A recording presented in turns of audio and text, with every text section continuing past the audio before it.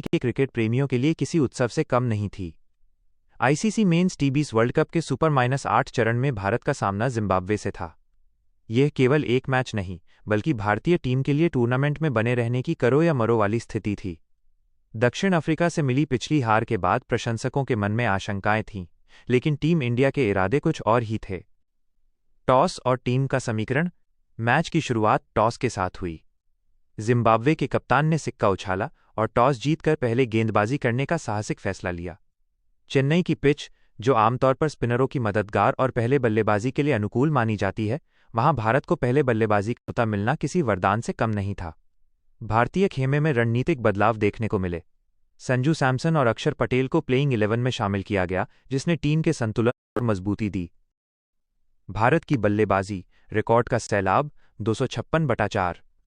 जब भारतीय सलामी जोड़ी मैदान पर उतरी तो स्टेडियम इंडिया इंडिया के नारों से गूंज उठा। भारत ने पहली गेंद से ही अपनी आक्रामक रणनीति साफ कर दी थी। अभिषेक शर्मा का तूफान। युवा सनसनी अभिषेक शर्मा ने अपने विस्फोटक अंदाज में पारी की शुरुआत की।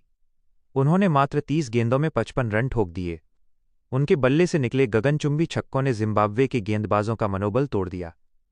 ईशान और सूर्या की जुगलबंदी। ईशान किशन ने जिम्मेदारी संभालते हुए 42 गेंदों पर 72 रनों की शानदार पारी खेली।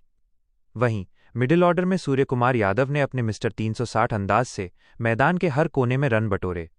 संजू और हार्दिक का फिनिश। संजू सैमसन ने अपनी वापसी का जश्न 23 गेंदों में 48 रन बनाकर मनाया। अंत में हार्दिक पांड्या ने मोर्चा संभाला और महज 23 गेंदों में 50 रन बनाकर भारत को 256/4 के विशाल स्कोर तक पहुंचा दिया। यह स्कोर टी20 वर्ल्ड कप के इतिहास में भारत का अब तक का सर्वश्रेष्ठ स्कोर बन गया। जिम्बाब्वे की गेंदबाजी का संघर्ष। जिम्बाब्वे के गेंदबाजों के लिए ये रात किसी बुरे सपने जैसी थी। हालांकि शुरुआती कुछ ओवरों में उन्होंने अनुशासन दिखाने की कोशिश की, लेकिन भारतीय बल्लेबाजों के कंट्रोल्ड एग्रेशन के सामने उनकी एक न चली। फील्डिंग में कुछ कमियां और भारतीय बल्लेबाजों की निडरता ने जिम्बाब्वे को मैच में पूरी तरह बैकफुट पर धकेल दिया। जिम्बाब्वे की जवाबी पारी। ब्रायन बेनेट का अकेला संघर्ष। 257 रनों के पहाड़ जैसे लक्ष्य का पीछा करने उतरी जिम्बाब्वे की टीम को एक करिश्मे की जरूरत थी। उन्होंने शुरुआत तो ठोस की, लेकिन लक्ष्य इतना बड़ा था कि हर गेंद पर जोखिम लेना अनिवार्य था। ब्रायन बेनेट की ऐतिहासिक पारी। जिम्बाब्वे की ओर से ब्रायन बेनेट ने अकेले दम पर लोहा लिया। उन्होंने भारतीय गेंदबाजों का डटकर सामना किया और 97 रनों की नाबाद पारी खेली।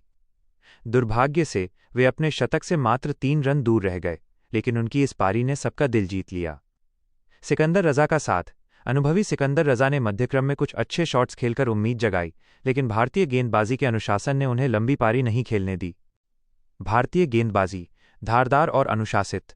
विशाल स्कोर होने के बावजूद भारतीय गेंदबाजों ने कोई ढील नहीं दी। अर्शदीप सिंह का जादू।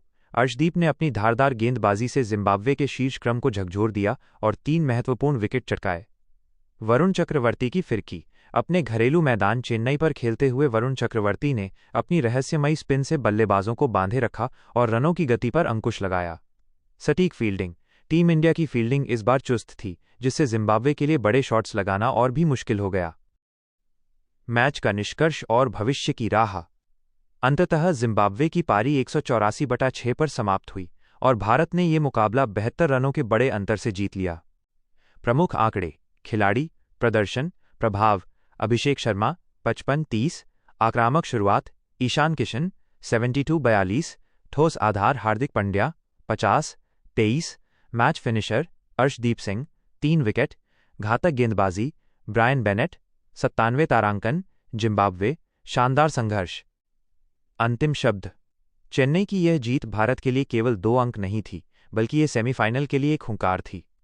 भारत ने दिखा दिया कि जब उनके बल्लेबाज और गेंदबाज एक साथ लय में होते हैं तो वे दुनिया की किसी भी टीम को ध्वस्त कर सकते हैं। अब सारी निगाहें वेस्टइंडीज के खिलाफ होने वाले अगले मुकाबले पर हैं। क्या आप या अगले मैच भारत बनाम वेस्टइंडीज की संभावित रणनीति तैयार करूं?